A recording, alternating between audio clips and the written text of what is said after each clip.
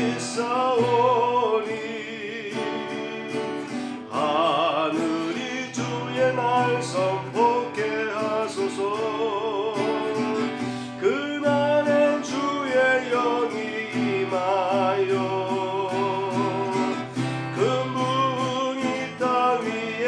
일어나리라. 모두가 깨어 일어날 때 주 예수를 부르는 자는 구원되리. 모든 열방에게 성령 부어주소서. 영광 중에 호사 주 경외하게 하시고 크신 능력으로 나를 부르소서.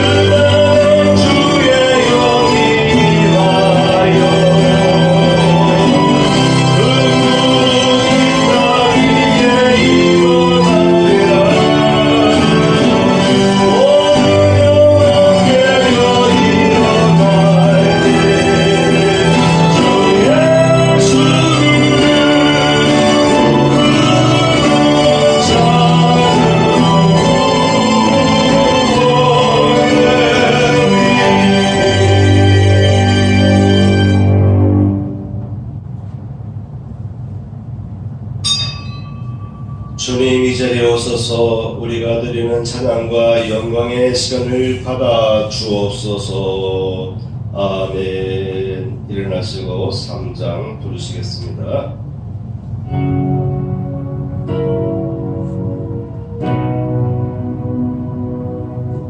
성부 성자와 성령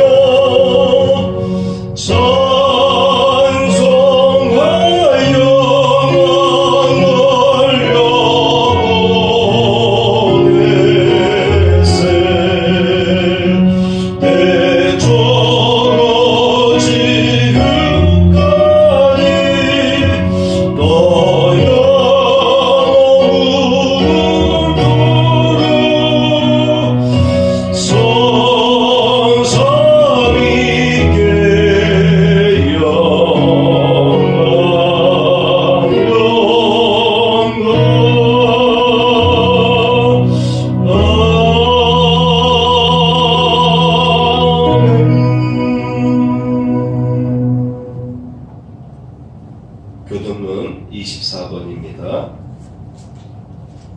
아멘. 자리에 앉습니다. 허물의 사함을 얻고 그 죄의 가림을 받은 자는 복이 있도다. 마음에 간사가 없고 여호와께 정죄를 당치 않는 자는 복이 있도다. 아멘. 찬송 191장입니다.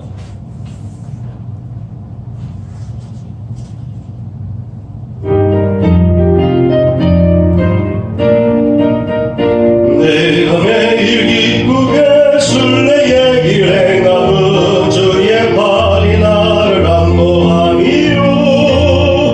내가 주의 금복을 받는 점 내 비거는 주의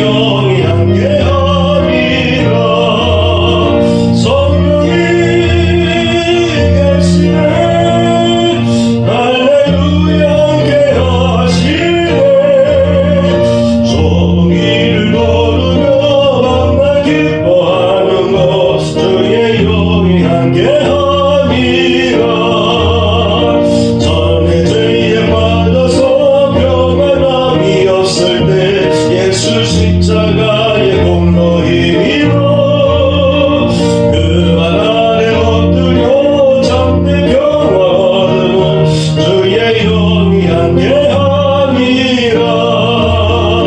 성령이 계시네 할렐루야 함께하시네. 좁은 길을 걸으며 만나 기뻐하는 것 주의 영이 함께함이라. 나무와 동행 합시고 모든 염려하시니 나는 숲의 새와 같이 기쁘다. 내가 기쁜 마음으로 주의 뜻을 행하는 주의 영이 함께함이라. 성령이 계시네 할렐루야 함께하시네. 저 길을 걸으며 만나 기뻐하는 것 주의 영이 함께함이라.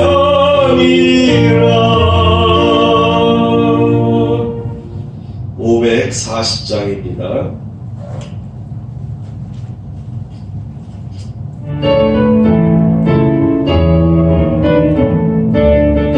주의 음성을 내가 들으니 사랑한다 말일세. 믿는 마음으로 주께 나오니 나를 영접하소서. 내가 매일 십자가 앞에 더 가까이 가오니 구세주의 은혜 고백이로써 나를 정케 하소서. 주의 넓으신 은혜 베푸사 나를 받아주시고 나의 부르는 주의 끝까지 내게 하여 주소서. 내가 매일 십자가 앞에 더 가까이 가오니 구세주의 은혜 고백이로써 나를 정케 하소서. 주의 보좌로 나아갈 때에 어찌하니 기쁠까. 주의 얼굴을 항상 배우니 너무 친근합니다. 내가 매일 십자가 앞에 더 가까이 가오니 구세주의 은혜 고백이로써 나를 정케 하소서.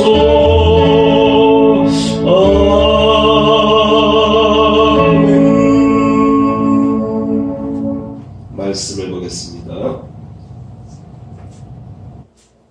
사도행전 16장 6절에서 10절까지의 말씀입니다. 제목은 예수의 영이 허락하지 않을 때, 예수의 영이 허락하지 않을 때라고 정하였습니다. 오늘 본문 내용을 통해서 올 한 해를 살아감에 있어서 때에 따라서는 하나님께서 성령을 통해서, 예수님께서 성령을 통해서 여러분의 여러 가지 방향에 대해서 어떻게 도와주시고 인도해 주시고 때에 따라서는 간섭하시는지 그런 내용들을 살펴보도록 하겠습니다. 첫 번째입니다. 성령이 아시아에서 말씀을 전하지 못하게 하시거늘 또 한 번 더 강조하면서 예수의 영이 허락하지 아니하실 때라고 두 번에 걸쳐서 하나님은 성령을 통해서 사도 바울의 선교 방향에 대해서 두 번에 걸쳐서 사인을 주셨어요. 그러면 성령님은 어떨 때 우리에게 사인을 줄까? 왜 성령님은 이와 같이 하고자 하는 방향을 다른 쪽으로 돌리실까? 이런 생각들을 해볼 필요가 있습니다. 하나님은 성령님을 통해서 그의 자녀들에게 나아갈 방향을 알려주시고 지시해 주시기도 하십니다. 그런데 때에 따라서는 하지 말라고 말씀하실 때도 있어요. 하고 싶은 것을 하지 말라고 할 때도 있고, 하기 싫은 것을 역으로 하라고 하실 때가 있어요. 첫째, 성령께서 강권적으로 어떠한 일을 행하라고 명하실 때가 있습니다. 하나님이 강권적으로 어떠한 그 꿈과 또 환상을 통해서, 때에 따라서는 주변의 사람들을 통해서 나에게 자꾸 어떠한 방향으로 나아가라고, 나는 아직 준비가 안 돼 있고 나는 아직 그쪽 방향에 대해서 관심이 없고 생각도 없는데, 이상하게 하나님은 꿈과 환상을 통해서, 또 내 안의 음성을 통해서, 내 안에 또한 생각을 통해서, 그리고 설교의 말씀을 통해서 주변에 있는 나와 가까이 하는 사람들 통해서 자꾸 내가 원치 아니하는 방향으로 가도록 이끌어 주실 때가 있습니다. 성령님은요, 이방인을 접하는 것을 거부할 수밖에 없었던 베드로에게 오히려 이방인의 집을 방문하라 라고 설득하셨습니다. 말씀하셨습니다. 그런데 베드로는 그와 같은 자세를 아직 갖출 준비가 안 돼 있었어요. 그죠? 그래서 하나님은 성령을 통해서 말씀하시는데, 꿈을 통해서, 꿈속에서, 환상을 통해서, 꿈을 통해서 이방인들을 만날 수밖에 없는 그러한 꿈들을 상징적인 먹잇감을 통해서, 상징적인 짐승을 통해서 설득했습니다. 먹어라 할 때 먹을 수가 없습니다. 이것은 부정한 음식입니다 라고 할 때에 그럼에도 먹으라고 두 번에 걸쳐서 성령님께서는 베드로를 설득했습니다. 베드로가 지금까지 갖고 있던 선입견들을 스스로 극복할 수 있도록 성령님께서는 베드로에게 꿈속에서 짐승들, 성경에는 율법에는 먹어서는 안 되는 음식들을 먹으라는 거예요. 이와 같이 베드로의 경우에 보면은 본인은 아직 준비가 안 돼 있고 오히려 생각도 없고 오히려 거부 반응이 있는 상황에서 오히려 성령님께서는 오히려 그것을 하라고 강권적으로 나에게 계시해 주실 때가 있는 것입니다.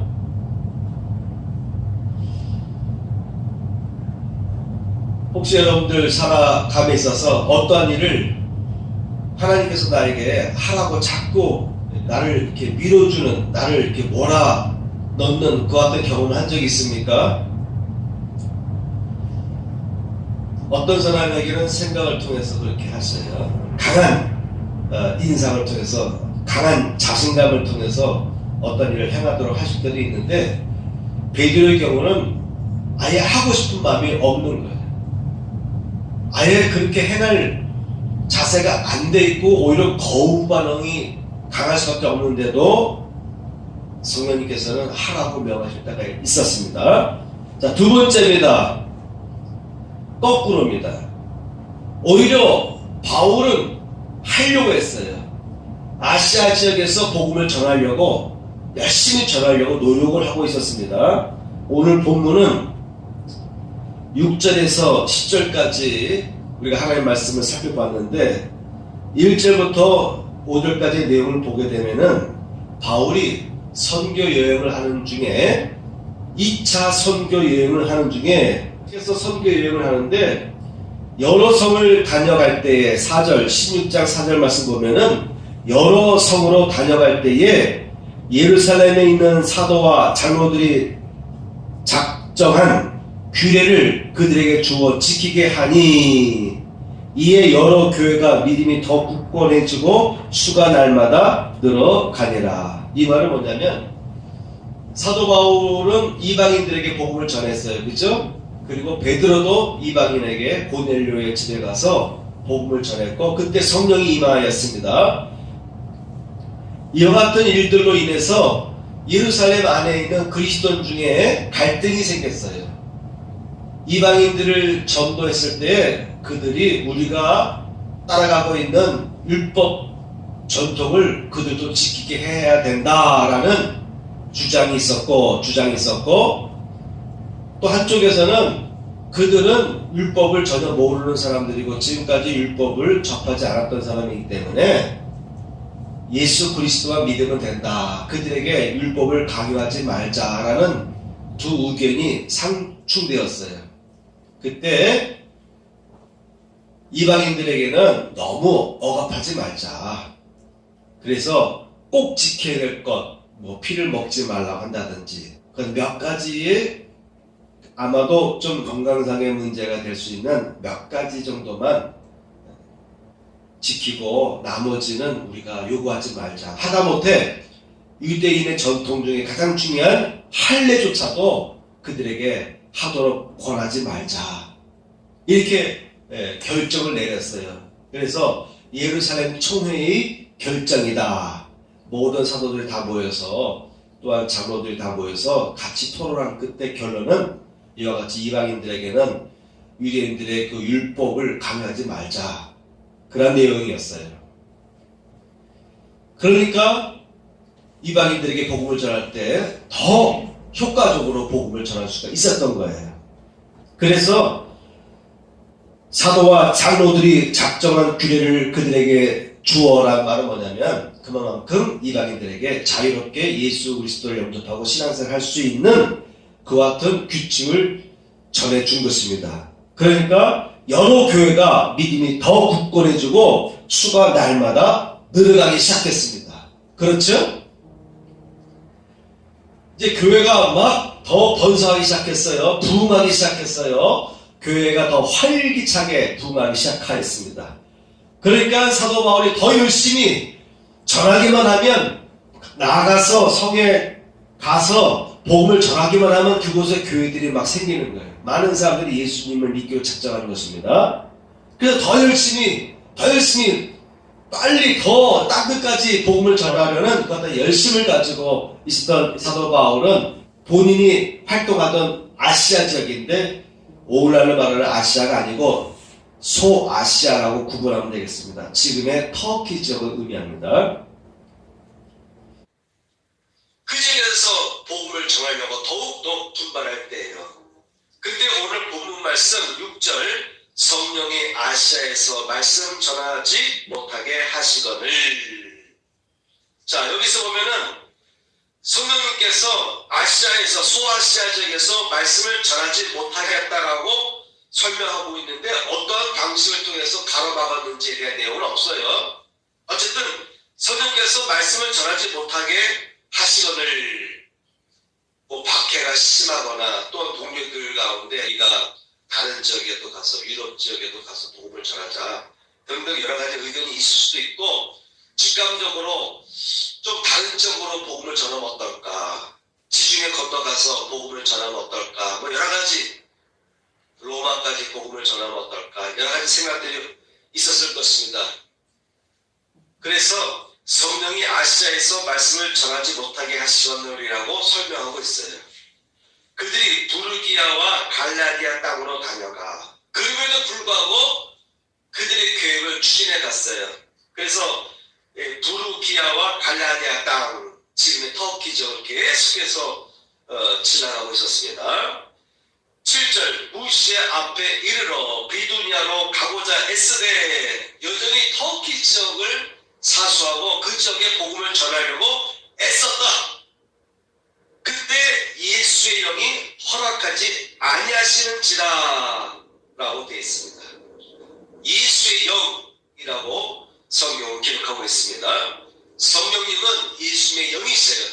왜 예수님의 영이시냐면 예수님의 말씀을 따라 함께 동행하시고 역사하시는 분이 성령님이시기 때문에 예수님은 하늘을 부활승천하신 것으로 끝난 것이 아니라 지금 여러분 마음속에 들어와 계시는 역사하시는 성령님을 통해서 예수님께서 여러분들에게 주고자 하는 메시지를 성령님을 통해서 말씀하고 계시기 때문에, 그래서 사도행전은 예수의 영이라고 묘사하고 있는 것입니다. 예수의 영이 허락하지 아니하시는지라. 8절, 무시아를 지나 드루아로 내려갔는데, 9절 보면 밤에 환상이 바울에게 보이니라고 되어 있습니다. 자, 성령께서 아시아에서 말씀 전하는 것을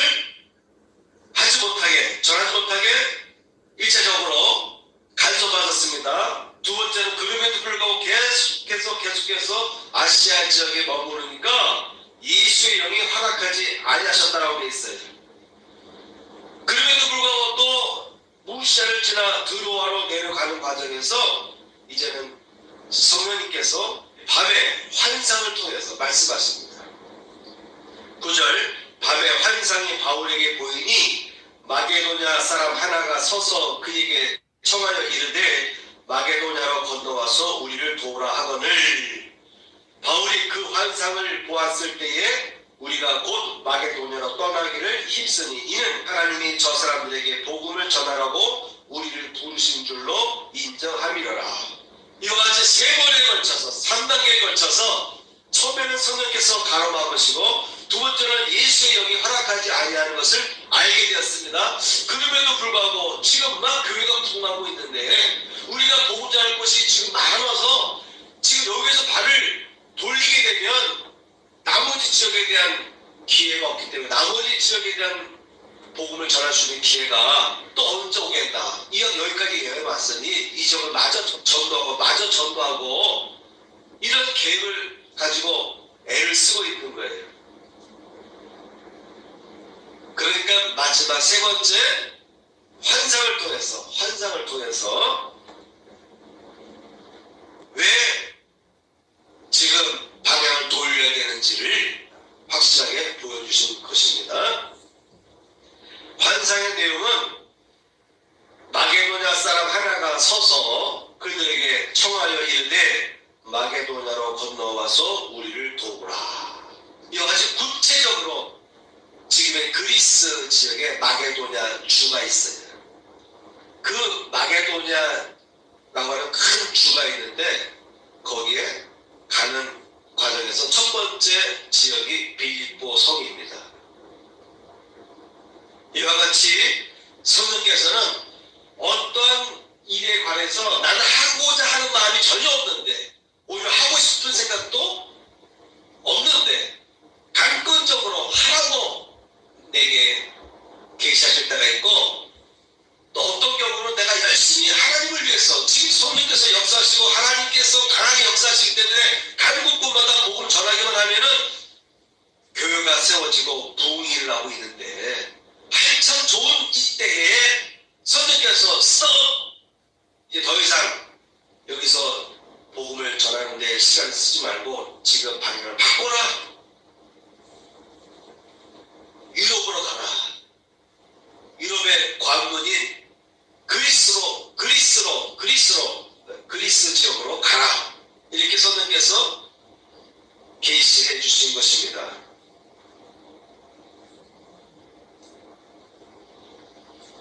여러분, 터키하고 그리스가 있잖아요. 자, 여러분, 터키가 잘 살 것 같습니까? 그리스 나라가 더 잘 살 것 같습니까? 어느 나라가 더 잘 사는 것 같아요? 그냥 초보로 얘기해 보세요. 그리스요? 자, 그러면 어느 나라가 더 잘 살 것 같아요?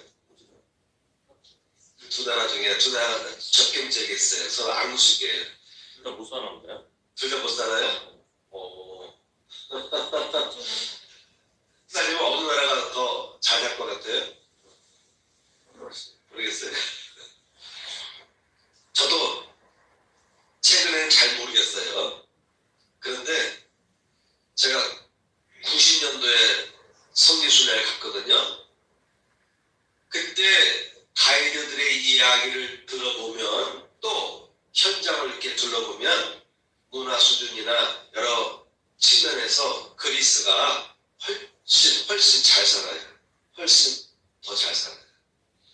국경을 선교수를 하다 보면 국경을 이렇게 통과하는 일이 있는데 터키에서 그리스로 넘어갈 때 가이드들이 얘기를 들어보니까 아주 시간도 오래 걸리고 여러 가지 불편한 점들이 많더라고요.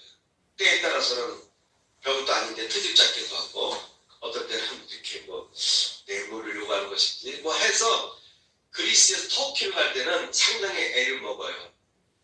그 시설, 그 국경 통과하는 그 시설도 그렇고 그 당시 보니까 터키 지역이 터키 나라가 그리스보다 훨씬 가난하다, 못 산다 이렇게 얘기해 주고 있더라고요. 물론 벌써 거의 한 20, 30년 지난 상황인데 요새 TV에 보면 뉴스 보면은 한동안 수년 전에는 오래전에는 그리스가 여러 가지 재정적인 어려움이 있었잖아요. 그죠? 그런데 최근에 보면은 터키에 대한 이야기가 많이 나와요. 그죠? 그 아랍 지역에서 여러 가지 정세로 인해서 터키 지역이 많이 나오고 요새 우리나라 사람들도 터키에 많이 가는데 그만큼 터키도 많이 좀 발전했겠죠. 그런데 그리스가 훨씬 잘한다, 부유국이다 이렇게 그때 들었습니다. 국경을 통과하고 나니까 기분이 달라져요. 그 국경 앞에서 대기할 때까지는 뭔가 이렇게 눌림이 있었어요. 답답하고 뭔가 눌림이 있었어요. 그런데 국경을 통과하자마자 마음이 시원해진다 할까요? 마음이 편안해진다 할까? 평온해진 것을 확 느끼게 되더라고요. 영적으로 느낌이 있어요. 선교순례 중에 시내산을 가기 위해서는 이집트로 들어가서 시내산으로 가거든요. 근데 이집트 가면은 이제 박물관도 보게 되는데 뭔가 느낌이 이렇게 우울하고 암울해요. 왜냐면 그 관들을 봐야 되잖아요. 미라 있는 것들 보고 그런 형상들 보니까 또 박물관 내부가 좀 우울하고 칙칙해졌는데 그런 느낌이 있어요. 개인적으로 저도 컨디션이 되게 안 좋아요. 그래서 시내산을 통과하고 나서 이스라엘로 들어가고 나면 또 마음이 또 편안해지고 마음이 밝아지고 이렇게 영적으로 그렇다 이 말입니다. 영적으로 오늘날 이 사도 바울이 애써서 복음을 전하려고 했던 이 터키 지역에는 교회 흔적이 거의 없어요.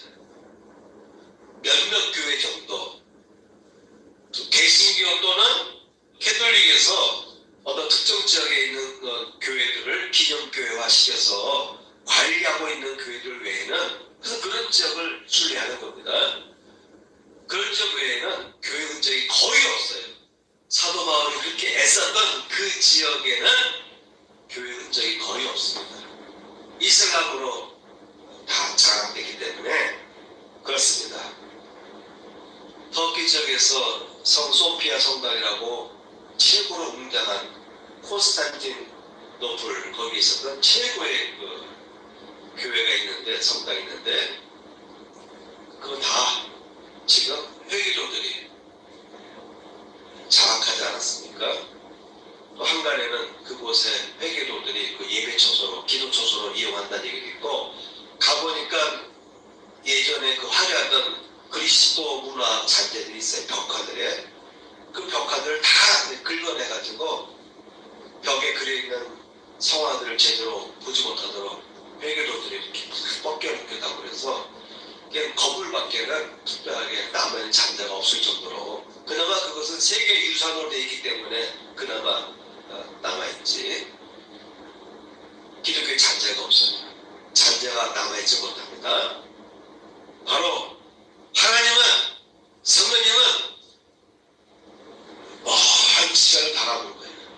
머지않아 이 지역은 이슬람 지역으로 점령당하여서 더 이상 기독교의 복음이 전해질 수 없는 그러한 상황이 될 것을 하나님은 미리 다 보고 계신 거예요. 그래서 아시아도 중요하지만은 유럽 쪽으로 나아가라. 그리스 지역으로 마게도냐가 지금의 그리스입니다. 그쪽으로 가서 복음을 전하라고 하신 거예요. 지금 2000년이 지난 지금도 마찬가지입니다. 지금도 마찬가지예요. 그런데 저는 예전부터 늘 듣기로는 이탈리아 가봐야 그 건물만 있지 웅장하게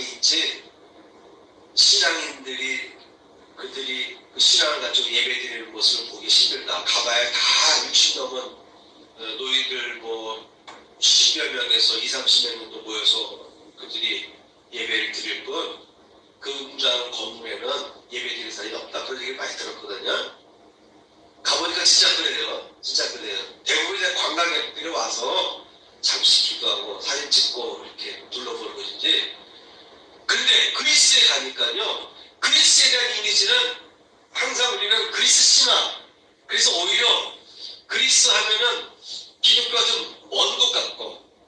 그래서 그리스 지역 가면은 여러 가지 신전들을 본단 말이에요. 그래서 영적으로 좀 이렇게 기독교가 먼 것 같은데 웬걸 터키에서 그리스로 넘어가자마자 보이는 건물들이 전부 다 뭐냐면 마을마다 눈에 탁 들어오는 건물이 뭐냐면 우리나라와 같아. 충남 지역도 그렇고 가보세요. 가보시면 당진으로 가다 보면은요 논밭에 눈에 딱 들어오는 게 하나가 있어요. 뭘까요? 교회 건물이 묵직하고 큼직하게 저 언덕 너머에 하나 있어요. 한참 지나다 보면 들판을 지나다 보면 또 저 너머에 내 시야에 들어오는 건물인데 그것도 교회예요. 그것처럼 그리스 지역에 가니까 크진 않지만 동네마다 농가를 지나칠 때마다 보면은 그리스 교회가 다 있는 거예요. 십자가 그려져 있는 그리스 교회가 다 있어요. 그걸 볼 때마다 얼마나 마음이 평화로웠고 신령이 자유로워지는지 그걸 좀 느낄 수가 있었어요.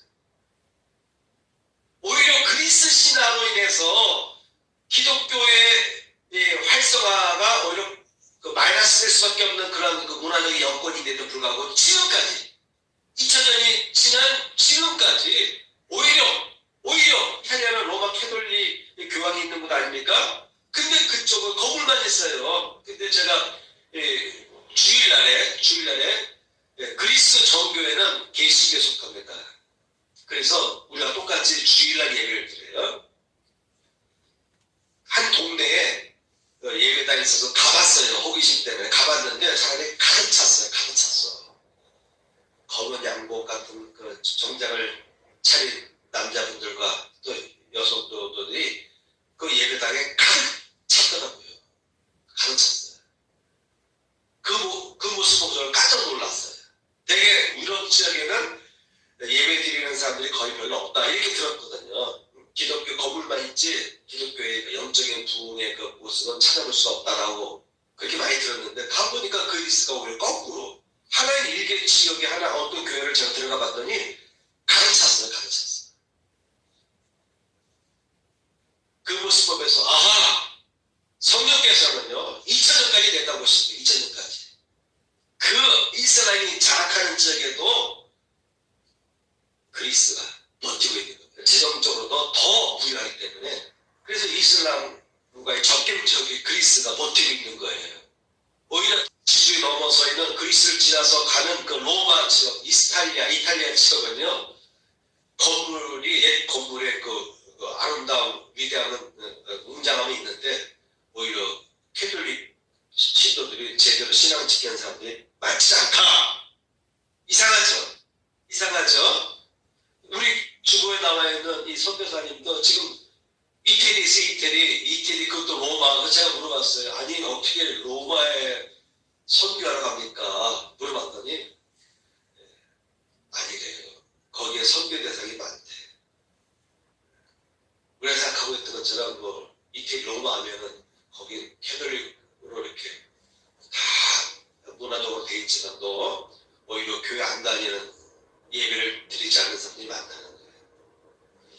또 이 선교사님은 아마도 이렇게 또 교회 안 다니는 사람들, 캐톨릭에 속하지 않은 사람들, 가지 못한 사람 또는 또 집신들 이런 사람들 대상으로 알아보고 선교하는 것 같은데 제가 어떻게 로마의 복음을 전하려고 합니까? 라고 했더니 선교하려고 합니까? 했더니 오히려 선교할 영역이 있다 하더라고요.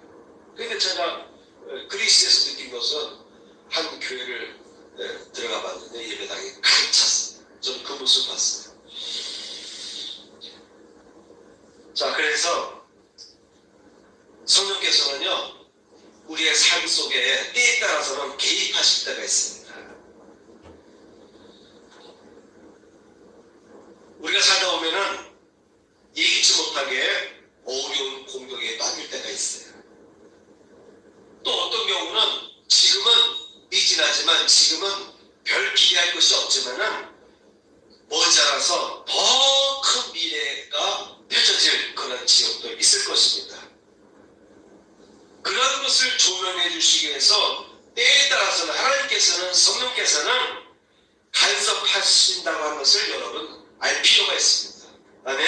자, 두 번째입니다. 자, 이 정도 제 설교를 들었으면 어떤 분들에게 이런 의문이 생길 수가 있습니다.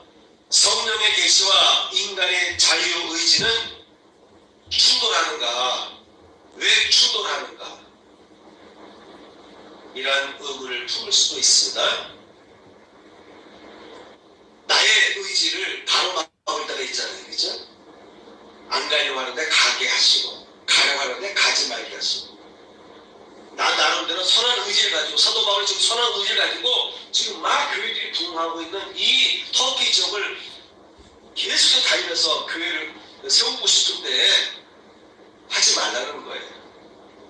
선한 의지가 있는데도 불구하고 성령께서 가로막습니다. 그래서 성령의 계시와 인간의 자유의지가 충돌할 때가 있다. 왜 그런 일들이 발생하는가 하면요. 첫째, 이 두 번째 항목, 성령의 계시와 인간의 자유의지의 충돌이라는 제목 속에서 우리가 생각할 것은 첫 번째, 성령의 계시와 인간의 자유의지가 왜 충돌하는가라는 의문을 품게 되거든요. 근데 이런 의문은 오히려 신앙의 깊이를 돕습니다. 저는 돕는다고 봐요. 어떤 분들은 무조건 믿으라고 그렇게 말하는 분도 있어요. 이것저것 따지지 말고 그냥 믿으면 돼. 왜 이렇게 복잡하게 생각하고 복잡하게 신앙생활 하려고 해. 단순히 믿기만 해 라고 말하는 경우가 있는데 성령을 믿다 보면은 의문이 생길 때가 있어요. 저는 오히려 거꾸로 의문이 생기면 그 의문이 생기는 것에 대해서 이것저것 생각해보라고 저는 권하는 스타일이에요. 왜냐하면 그 의문을 품고 생각해보고 내가 해답을 찾지 못하면 목사님과 또 상의하면 되는 거예요. 상담해보면 답이 나와요. 그런 과정을 통해서 성도는 그리스도인들은 신앙이 좀 더 폭이 넓어지고 깊어진다. 그냥 믿어 이것보다도 왜 이런 일들이 일어날 수가 있는지에 대해서 생각하고 연구하게 되면요. 신앙의 폭이 또 넓어져요. 예수의 복음을 전하기 위해서 온심을 다해 최선을 다하려는 사도 바울의 계획과 의지를 가로막으시려는 성령의 계시에 관해서 생각해 볼 때에 성령의 역사는 인간의 자유를 무시하는가? 성령의 의지와 인간의 자유의지는 충돌하고 있는데 이걸 어떻게 받아들여야 될까라는 물음을 갖게 되는데 여러분도 이런 물음을 가질 수 있습니다. 이것은 잘못된 것이 아니에요. 이런 것은 오히려 신앙생활에 불미스럽다. 아이 믿음도 좀 안 좋네. 왜 이렇게 믿음이 좀 이렇게 부정적이야. 이렇게 말할 수도 있어요. 그런데 여러분 그리스도인이 단지 오직 믿어야 한다는 신념으로 이런 의문을 이해하려고 하는 것을 가로막는다면 이런 의문을 이해하지 못하고 해결하지 않고 그냥 믿고 넘어간다면 나중에 더 깊은 신앙의 단계로 나아갈 수가 없습니다. 아시겠습니까? 지금 무시하고 넘어가는 거예요.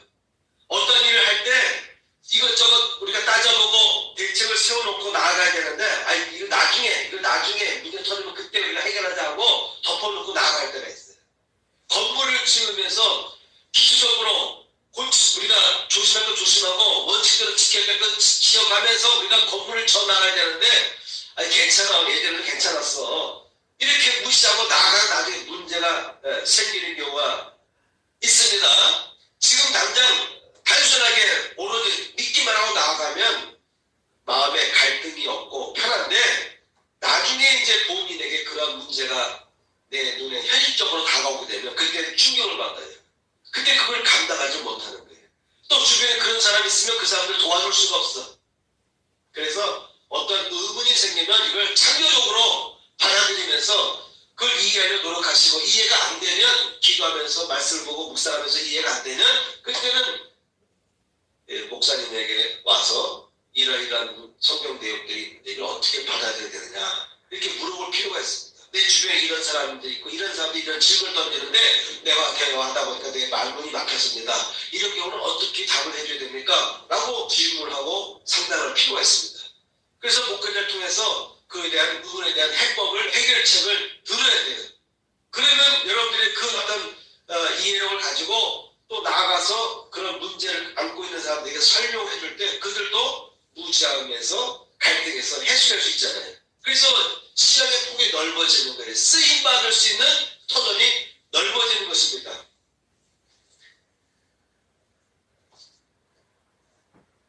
그래서 그리스도인이 이런 의문을 품지 못하고 성령님의 행사하시는 깊은 뜻을 온전히 이해하지 못한 상태로 그냥 지나치게 되면 세상 밖에 있는 사람들, 세상 바깥에 있는 사람들 혹은 교회 안에 속해 있으나 그리스도의 복음을 성숙하게 받아들여 이해할 수 있는 능력이 부족한 사람들 나중에 문제가 생길 수 있고 그들에게 효과적으로 복음을 변증할 수가 없게 된 것입니다.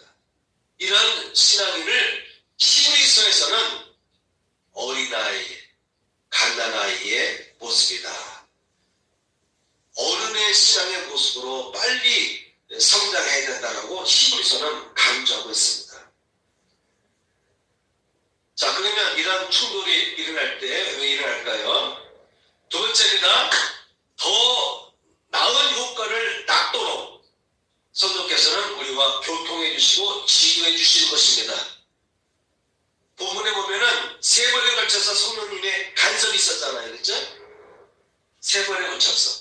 첫 번째 딱 꺾은 게 아니에요. 사람의 의지를 꺾은 게 아니에요.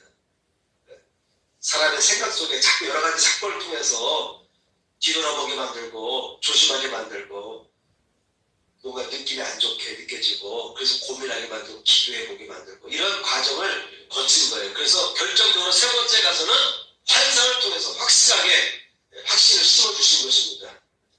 다시 말하면 성령께서 인간의 의지를 억압하는 것이 아니에요. 나의 생각 속에 들어오셔서 나와 같이 어떤 문제를 고민하게 만드시는 거예요. 고민하게 만드시는 것입니다. 환상에 나타나는 모습도 강권적으로 사람의 의지를 꺾어뜨리는 것이 아니라 이런 필요성이 있기 때문에 이런 필요성이 있기 때문에 지금 준비된 사람들이 여기 있기 때문에 바오라 아시아 지역에 대한 복음도 좋지만 지금 그리스 지역으로 너의 발걸음을 옮겨라 이런 선생님께서 이렇게 대화하시는 것입니다. 대화 인격적으로 그러니까 세 차례에 걸쳐서 설득하지 않습니까? 그래서 간섭이라는 단어를 쓰고 나면 교통하신다 이렇게 이해하시면 되겠습니다. 인간의 의지를 억압하는 것이 아니라 대화하시고 교통하시고 간섭하신다. 성령께서는요 예수께서 뭐라고 말씀했어요? 너희의 생각 속에 역사한다고 되어 있지 않습니까? 성령은 우리의 생각 속에 역사하고 계세요. 또 그런 방법을 통해서 매일매일 나와 동행하십니다. 그게 제일 좋은 안전한 방법이에요. 근데 내 생각은 도저히 이해할 수가 없고 납득할 수가 없는 상태가 있잖아요. 베드로의 경우도 그렇고 사도 바울의 경우도 그렇고 그럴 때는 어쩔 수 없이 꿈과 환상을 통해서 알려주시는 거예요. 내 이성으로는 내 생각으로는 지금 받아들일 준비가 안 됐고 이해할 수가 없잖아요. 그쪽을 생각하지 못하잖아요. 그럴 때 어쩔 수 없이 성령께서 말씀을 통해서 음성을 통해서 꿈과 환상을 통해서 여러분들에게 어떤 사건을 통해서 다시 한번 재고해봐라. 다시 한번 방향을 바꿔봐라. 이렇게 말씀하시는 거예요.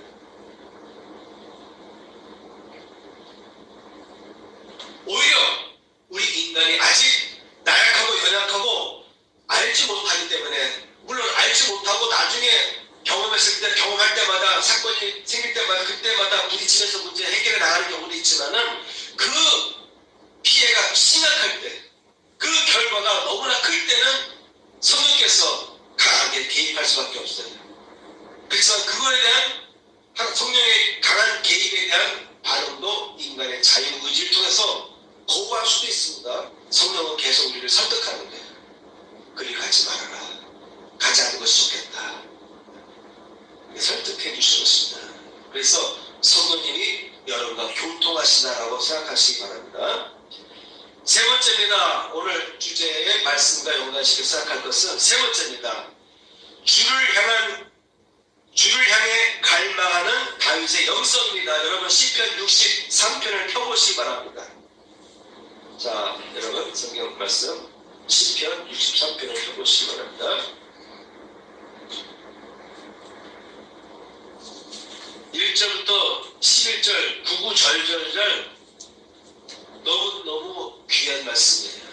여러분 일주일 내내 이 시편 63편을 자주 묵상해 보시기 바랍니다.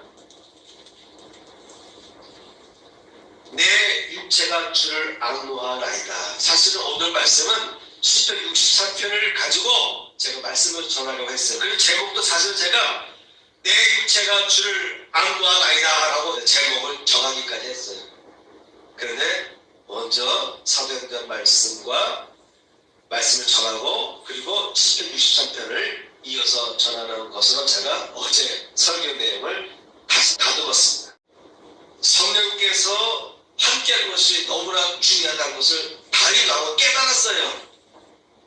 그래서 다윗 왕은요 모든 면에서 오히려 성령의 도우심과 보호하심과 지혜와 치유 그리고 회복을 얻기를 위해서 깊은 기도를 하고 반복적으로 기도하고 그러면서 하나님 앞에 나아가는 것을 사모했습니다. 아까 제가 얘기했잖아요. 선생님께서 간섭하실 때가 있다. 그럼 그것을 인간의 의지와 충분하느냐고 얘기했잖아요. 그렇지 않다라고 얘기했죠. 교통하시고 서로 함께 동행하시는 과정 속에서 대화하실 것이다. 여러분 부부관계 속에서 어떤 일을 행할 때 부인은 그거에 대해서 부정적으로 얘기할 수도 있고 또 남편은 그것을 하려고 했다 했잖아요. 그런 것은 나쁜 게 아니죠. 어떤 혹시 실수할 수 있을까 잘못된 점이 있을까를 찾아보기 위해서 부부간에 대화하고 또 때에 따라서 또 주변 친구들에게도 또 조언도 들어보고 또 기도도 해보는 거 아니겠어요? 다윗왕은 그 밑에 전략가들이 많이 배치되어 있습니다. 그렇죠? 그의 신하들 중에는 똑똑하고 명석하고 경제에 뛰어난 식견이 있는 사람들 또 주변 정세, 외교에 또한 그 군대를 끌고 가는 데 있어서 그가 믿고 맡길 수 있는 여러 장수들 다 있어요.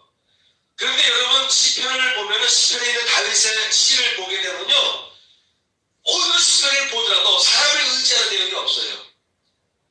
그의 밑에는 목숨을 걸고 충성할 수 있는 그 어떤 장수들도 많이 있어요. 또 반대 세력도 있습니다. 그런데 다윗왕은 사람을 의지한 적이 없어요. 그의 신하를 의지한 적이 없어요. 다윗왕 자신의 통찰력과 지혜와 그 어떤 능력을 의지한 적도 없습니다. 항상 다윗은 하나님 도와주세요. 하나님 해결해 주세요. 오히려 다윗이 거꾸로 더 소명 있게 하나님께 다가가서 도와달라고 당신이야말로 나의 구원의 반석이요 요새요 나의 피할 반이시요 흔들리지 아니하는 요동치 아니하는 안전한 곳입니다. 오직 구원은 하나님께 있습니다. 하나님 도와주세요. 이렇게 외치고 있습니다. 군사가 나가 싸울 때 내 군사는 이번에 싸울 이길 수 있다라는 내용이 안 나와요. 상대방이 세력이 강하든 약하든 항상 다윗이 겸손하게 하나님이 도와주셔야 됩니다. 그래서 하나님 앞에 가까이 가는 것을 너무나도 사모하고 사모하던 사람이 바로 다윗 왕이라고 하는 것입니다. 자, 첫 번째, 주는 나의 하나님이십니다 라고 고백하고 있습니다. 여러분 신앙생활 하시려면 2020년도를 살아감에 있어서 제일 중요한 게 뭐냐면 주는 나의 하나님이시다 라고 고백할 수가 있어야 됩니다. 여러분 이런 고백이 확실하게 여러분 마음속에 무장되어 있어야 됩니다. 그저 그렇고 그런 신앙생활에서 절대 안 되는 거예요. 그리고 그저 그렇고 그런 결과를 낳을 뿐이에요. 힘없이 또 올 한 해도 살아갈 수밖에 없습니다. 주는 나의 하나님이라는 말은 뭐냐면 오직 하나님만이 나의 구원자로 내가 섬길 수 있는 유일한 분, 내가 가장 신뢰할 수 있는 분은 오직 하나님밖에 없다는 고백이죠. 그래서 주는 나의 하나님이십니다. 여러분 올 한 해를 시작함에 있어서 여러분들에게 탁월한 능력이 있을 수 있어요. 다른 사람에 비해서 내가 남보다 더 탁월한 능력이 있습니다. 어떤 사람이 요리 실력, 어떤 사람은 사업 경험 많이, 어떤 사람은 여러 가지 능력들이 다 있을 거예요. 그럼에도 불구하고 다윗왕처럼 오직 하나님이 나의 하나님이십니다. 나를 도울 자는 오직 하나님밖에 없습니다. 이런 신앙으로 무장돼서 한 해를 시작하셔야 됩니다. 두 번째, 내가 간절히 주를 찾되, 자, 내가 하나님을 나의 주로 내가 확실하게 믿고 따르는데 그렇다면 다윗은 두 번째, 내가 간절히 주를 찾습니다라고 묘사하고 있습니다. 때에 따라서는 캄캄한 어둠의 길에 처할 때가 있어요. 예기치 못하게 갑자기 불행한 일이 다가올 수가 있습니다.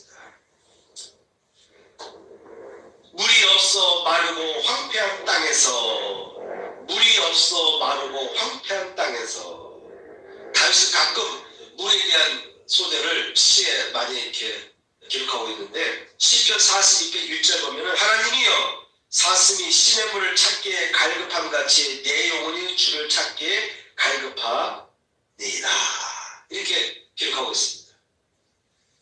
이 목회자들 중에는 특히 좀 심리적으로 좀 이단적으로 나가는 잘못된 방향으로 나가는 분들의 특징은 뭐냐면 너무 말씀을 다 비유로 해석하다 보니까 물은 다 말씀이다 이렇게 해석하는 분들이 있는데, 그냥 시 사슴이 신의 물을 찾기에 갈급함 같이 내 영혼이 주를 찾기에 갈급합니다, 이렇게 받아들였다는 거예요.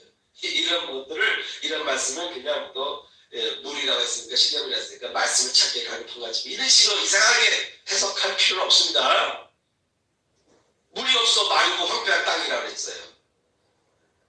누가복음에 보면은 더러운 귀신이 사람에게 나갔을 때 물 없는 곳을 다니며 시기를 구하되라는 말이 있어요. 이게 또 물 없는 곳을 말씀을 해석하는 분이 있어요. 아니라 이거예요. 물이 없는 곳으로 다니다 보니까 쉴 수가 없다 이 말이에요. 그렇게 해석을 해야지. 영적으로 해석한다 해서 또 이렇게 비유적으로 일반적으로 자꾸 적용하는데, 그러다 보니까 성경에서 문제가 생겨요. 특히 이단에 빠질수록 그런 경향이 더 큽니다. 다윗도 물이 없어 마르고 황폐한 땅에서라고 했어요. 그딴 말이 물 자체를 말씀이라고 한다면 다윗도 말씀이 없는 황폐한 때가 있었다 이렇게 해석하잖아요. 그죠? 그렇게 해석하면 안 된다 이 말이에요. 글자 그대로 시적인 표현이다. 물이 없어 마르고 메마른 땅에서라고 다윗은 시편 63편 1절에서 얘기합니다. 내 영혼이 주를 갈망합니다. 물이 없어 마르고 황폐한 땅에서, 지금 다윗의 마음이 물이 없는 상태, 말씀이 없는 상태, 영적으로 황폐한 상태라는 게 아니에요. 시적인 표현이에요. 물이 없어 마르고 황폐한 땅에서 내 영혼이 주를 갈망합니다. 물을 찾듯이, 물을 마시고 싶은 갈망하는 마음이듯이 내가 주님을 갈망합니다. 이렇게 다윗은 나의 주 하나님을 섬기되 하나님을 늘 찾는 마음이 있는데 간절함으로 찾았다. 찾는 그 간절함은 마르고 황폐한 땅에서 내 영혼이 주를 갈망하듯이, 내 육체가 주를 앙무하듯이 주님을 찾는 마음이 있었다 이 말이에요. 모든 것을 다 갖춘 다윗 왕이 전쟁도 너무 많이 해봐서 전쟁에 대해서 전쟁이 신이에요. 전략 이 모든 면에 있어서 부하 장수들보다 더 뛰어납니다 다윗은. 그럼에도 불구하고 다윗은 그의 영혼이, 그의 육체가 주를 갈망합니다. 여러분 말씀 들을 때도요, 여러분이 일차적으로는 여러분의 영이 말씀을 갈망하는 상태가 되어야 됩니다. 더 나아가서는요, 여러분의 육체가 주를 앙부하는 단계까지 가야 돼요. 내가 영혼이 주를 앙부하기 때문에 이 교회에 나왔어요. 이 예배 참여하고 있습니다. 근데 육체까지 앙부하고 갈망하는 상태가 되면요, 예배당에 들어와 앉는 순간 마음이 편안해져.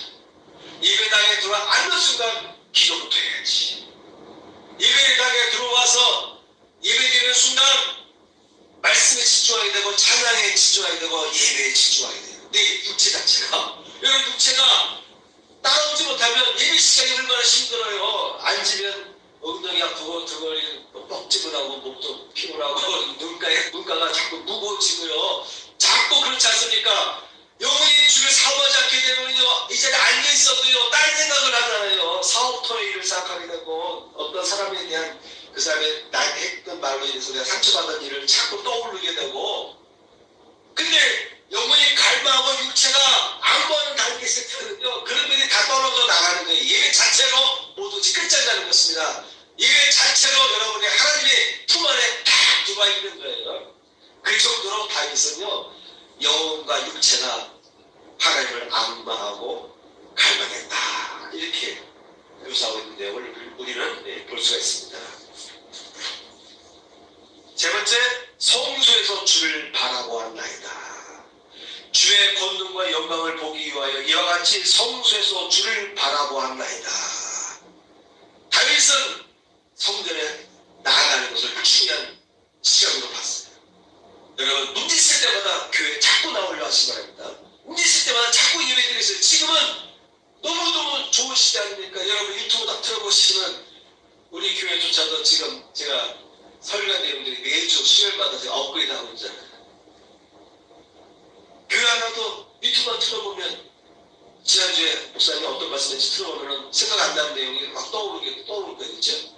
그때 목사님께서 그때 이런 말씀하셨는데 내가 말씀을 편집하는데도 보면은 나도 놀랄 때가 있어요. 내가 이런 말씀을 벌써 저도 며칠 지나면은 내가 설교한 내용들을 잊을 때가 있어요. 제가 이렇게 편집하면서 이게 쫙 듣다 보면은요 내가 이때 이런 말씀 했구나 이런 말씀 했구나 나도 편집하면 내가 의뢰할 때가 있어요. 성소에서 주를 바라보았나요? 여러분 틈틈이 하나님과 가까이 가는 시간을 갖기 바랍니다. 교회에 나와서 예배드리는 시간을 귀중히 여기시고 그것이 안 될 때는 틈틈이 유튜브를 통해서 또 예배를 다시 반복해 듣고 그 속에서 찬양하게 되고 말씀을 들으면서 또 기도하게 됩니다. 그 다음에 보면 골수와 기름진 것을 먹은 것 같이 나의 영혼이 만족할 것이라. 내가 왜 하나님께 나아가느냐? 골수와 기름진 것을 먹은 것 같이 나의 영혼이 만족할 것이라. 왜 우리가 예배를 드립니까? 왜 예배에서 우리가 말씀을 경청합니까? 골수와 기름진 것을 먹은 것 같이 나의 영혼이 만족할 것이기 때문에 우리는 예배 시간에 말씀을 통해 우리가 경청하는 것이고 은혜를 받는 것입니다. 7절 보면은 주는 나의 도움이 되셨다. 왜냐? 주는 나의 도움이 되셨으니라. 주께서 나의 도움이 되셨기 때문에 나는 지금도 또 주 앞에 나아간다. 영원히 갈망하고 내 육체가 안무하는 마음으로 주의 성전에 나아가기 바랍니다. 이렇게 고백하고 있는 것입니다. 세 번째, 주의 인자심이 생명보다 나음으로라고 63편 3절 7절에서 묘사하고 있습니다. 주의 인자심이 생명보다 낫다. 여러분 이런 확신을 갖고 있으시기 바랍니다. 건강을 유지하기 위해서는요 생활습관, 식습관 여러 가지 운동도 하고 마인드 또 긍정적으로 바꾸고 여러 가지 필요한 것들이 있지만 그렇지만 하나님의 인자하심이요 여러분 생명보다 더 낫다. 다윗이 이것을 깨달았어요. 그래서 다윗이 이렇게 말합니다. 내 입술이 주를 찬양할 것이라. 다윗은 항상 그가 아플 때나 어려운 공경에 처해 있거나 구태타가 일어난 상황이든 간에 그가 도망 다니는 상황이든 간에 늘 그는 그 입에서 나오는 말은 뭐냐면 내 입술이 주를 찬양할 것이라. 나의 평생에 주를 송축할 것이다. 주의 이름으로 말미암아 나의 손을 들리라. 나의 입이 기쁜 입술로 주를 찬송할 것이다. 나는 침상에서 주를 기억할 것이다. 나는 침상에서 주를 기억할 것이다. 대단한 신앙입니다. 새벽에 주의 말씀을 작은 소리로 읊조릴 때 하오리니. 새벽에 주의 말씀을 작은 소리로 읊조릴 때 하오리니. 내가 주를 찬송하고 이런 일을 계속 할 것인데 침상에서 주를 기억하고 찬양하며 새벽마다 주의 말씀을 작은 소리로 읊조릴 때마다 내가 주를 찬양하겠습니다. 이런 고백을 하고 있습니다. 더 나아가서 주의 날개 그늘에서 즐겁게 부르리이다. 여러분 즐겁게 신앙생활하시기 축원합니다. 아멘. 이왕 살아가는 거 즐거운 마음으로 살아가세요. 아멘. 아멘. 즐거운 마음으로 살아가야 돼. 즐거운 마음으로 살아가야 몸도 건강해질 겁니다. 불행한 일들이 물러갑니다. 네. 애군이랄까요? 그런 일들이 왔다가도 물러가요. 현대적인 상황에 여러분 마음이 가득 차 있게 되면요 안 좋은 것들이 자꾸 다가옵니다. 조심하셔야 됩니다. 여러분 즐거운 마음으로 주를 찬양하시길 축원합니다. 아멘. 즐거운 마음으로 살게 있으면요 병도 안 와요. 이 세계도 왔다가 물러가요. 왜? 내 몸의 면역이 극대화되기 때문에. 주의 날개 그늘에서 즐겁게 부르겠습니다. 다윗은 고백합니다. 네 번째, 나의 영혼이 주를 가까이 따르리니. 왜 나의 영혼이 주를 가까이 가까이 따르려고 할까요? 무엇보다도 전쟁 때나 그가 대도실 앞에서 여러 가지 대화하고 전략을 짤 때나 그는 항상 그의 영혼은 주를 가까이 하려는데 관심이 있어요. 네, 첫 번째 주의 오른손이 나를 붙드실 것이기 때문에 그렇다. 내가 아무리 내 부하주가 전략을 짜고 해도 그 아무 소용없는 것을 다 깨달은 거예요. 주의 오른손이 나를 붙들기 때문에 나는 전쟁에서 이기는 것이지, 상대방이 아무리 낙관해도 상대방이 아무리 약해도 내 군사력에 의해서 내 군사력이 더 강해서 이기고 지는 것이 아니고, 주님의 손이 나를 붙들어주시면 내가 나가서 이기는 것이고, 주님의 손이 나를 떠났으면 나는 피할 수밖에 없다는 것을 다시 깨달은 거예요. 두 번째, 멸하려는 그들은 땅 깊은 곳에 들어갈 것이다. 여러분을 압제하고 여러분들을 멸망시키려고 하는 세력들이 있어요. 그렇죠? 사다 보면 있어요. 주변에 있어요. 걱정하지 말라는 거예요. 그들은 땅 깊은 곳에 들어갈 것이다. 땅 깊은 곳, 죽음을 의미합니다. 칼의 세력에 넘겨져 승냥이에 먹이가 될 것이다. 나를 괴롭히는 사람들, 지금은 그들이 날고 뛰면서 나를 힘들게 하지만 먼저 하나님께서 그들을요 승냥이에 먹이가 되게 할 것이다. 그래서 결국 산에 죽으니까 그 시신들을 지금들이 먹는다 이 말이에요. 마지막, 하나님을 즐거워하리니. 그래서 나는 하나님을 즐거워하겠다. 여러분, 즐거운 마음으로 하나님을 바라보시고 하나님 앞에 나아가시 바랍니다. 왜 성령께서는 내가 하고자 하는 의지를 왜 자꾸 가로막으시느냐? 왜 하나님은 인격적이라면서 인간의 의지를 꺾으시냐? 이렇게 삐딱하게 생각하지 마시고, 나와 대화하고 싶은 거예요. 나와 대화하고 싶은 거예요. 나를 설득하며 나와 같이 교통하면서 나와 함께 가시길 원하시는 것이. 하나님은 우리로 하여금 나와 함께 이 세상을 살아가도록 이끄시는 분이세요. 홀로 살아가는 것이 절대 아닙니다. 왜? 인간은요 결국 무너질 수밖에 없어요. 인간은 실패할 수밖에 없어요. 인간은 연약해서 인간 혼자 살아갈 수 없는 것이 이 세상의 원리입니다. 그래서 전도하신 하나님께서 창조주 하나님께서 내 안에 들어오셔서, 성령 내 안에 들어오셔서 나와 함께 동행하시고 나와 대화하시고 나와 같이 고민하시고 나와 같이 의논하시고, 내가 깨닫지 못하면은 꿈과 환상을 통해서, 내가 이해하지 못하면 설교 시간에, 내가 이해하지 못하면 말씀이 있는 가운데 어떤 말씀이 딱 내 마음속에 들어와서 나를 깨우치시고 감동해 주시고, 어떨 때 내 친구가 나에게 어떠한 이야기를 자꾸 조언해줘서 그 길을 가지 않도록 다시 한번 생각해보도록 깨우치는 일들을 하나님은 여러 가지 방법들을 동원해서 우리와 대화하시길 원하시는 분이시지, 인간의 의지를 꺾는 분이 아니시다. 인간의 의지를 꺾는 분이라면 처음부터 아담이 태초에 죄를 짓지 말았어야 돼요. 그렇죠? 아담이 죄를 지을 때, 아담과 하와가 죄를 지을 때 막아줬어야 되는 거예요. 또 천사들이 반란을 일으켜가지고 사단을 주심으로 인해서 천사들이 하나님 앞에 대항할 때 의지를 꺾으셨다면 그런 일이 안 생기죠. 자유의지를 행사할 수도 있어요. 근데 성령께서는 우리에게 간섭하시는 것은 더 나은 방향이 있을 때, 지금 이 일을 계속 하다가는 큰 고통이 따르는데, 근데 인간이 그걸 미처 깨달을 수 없는 상황일 때는 그때 성령께서 개입하시는 거예요. 알려주시는 것입니다. 그리고 그런 계시를 받고도 받아들이지 않고 아예 내 뜻대로 하겠어, 할 거야 하고 자기 고집하는 사람도 있어요. 또 어떤 사람은 지혜로워서 성령께서 이렇게 가로막으시는구나. 오늘 본문에도 보면 세 번째 환상을 통해서 그제서야 이 사람들이 성령께서 지금 유럽을 향해서 복음을 전하라고 하는 것을 그들이 받아냈다는 거 아닙니까? 하나님을 즐거워하리니 주께 맹세한 자마다 자랑할 것이다. 여러분 자랑하면서 신앙생활 하시기 바랍니다. 두 번째, 거짓말하는 자의 입은 막히리로다. 성령께서 함께 하시는 사람은요 거짓말하지 않습니다. 아멘.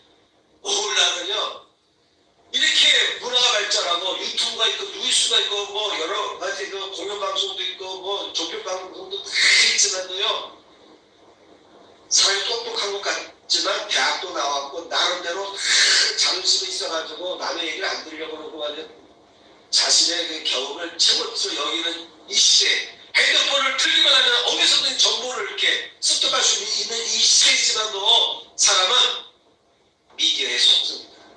사람에게 속습니다. 거짓 거짓말하는 자의 입은 막히리로다. 하나님을 따르는 사람은요, 거짓말하시면 안 돼요. 아멘. 거짓은 결국은 무너지게 되어 있습니다. 그러므로 크리스찬들은 거짓을 분별할 수 있어야 됩니다. 무엇이 옳고 그름인지를 분별할 수가 있어야 돼요. 꼭 어떤 뉴스를 봐야, 어떤 무슨 유튜브를 봐야 아는 게 아니에요. 그런 걸 보면 더 이해력이 더 생기죠. 그렇지만 또 그거 없이도요, 바른 신앙생활 하는 사람들은요, 영적 깨달음이 와요. 어떤 것이 옳음이고 어떤 것이 그름이지, 저 사람은 거짓말한 사람인지 저 사람은 진실한 사람인지를요, 알 수가 있어요.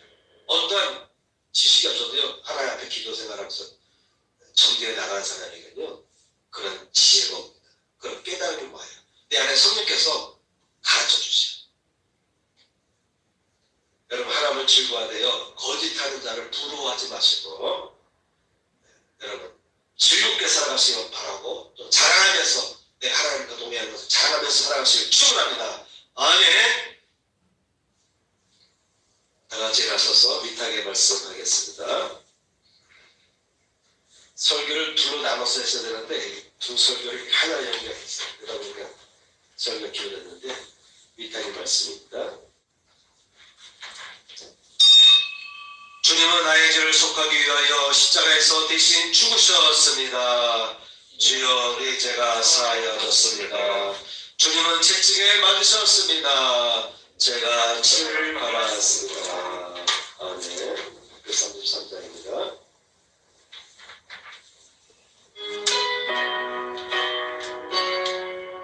한 손을 드시고 나의 하나님 받으소서. 주께 드리는 이 예물을 소리 높여 감사하고 주께